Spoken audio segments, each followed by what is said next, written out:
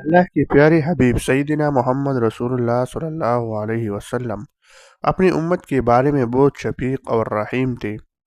رات کی سجدوں میں اپنی امت کے حق میں ہمیشہ دعا گو رہتے۔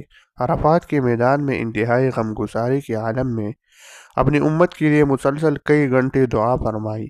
ہر لمحہ ہر پل آپ امت کے لیے دعائیں فرماتے رہے۔ اتنے شفیق تھے کہ کبھی اپنی دعاؤں میں امت کو فراموش نہیں کیا۔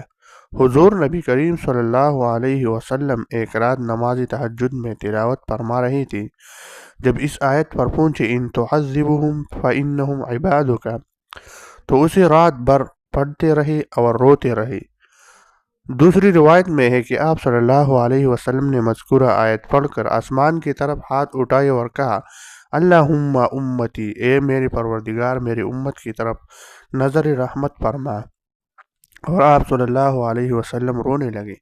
اس پر اللہ تعالیٰ نے بذریعہ جبرائیل امین رونے کی وجہ دریافت فرمائی، تو آپ نے اپنی امت کے بارے میں فکر مندی کا اظہار فرمایا۔ جبرائیل امین اللہ رب العزت کے پاس گئے اور حضور صلی اللہ علیہ وسلم کے بارے میں بتایا کہ وہ امت کے بارے میں پریشان ہے اور دعائیں مانگ رہے ہیں۔ اللہ جل شانہ نے جبرائیل امین سے فرمایا، جاؤ اور حضرت محمد صلی اللہ علیہ وسلم سے کہہ دو کہ ہم آپ کی امت کے بارے میں آپ کو راضی کریں گے۔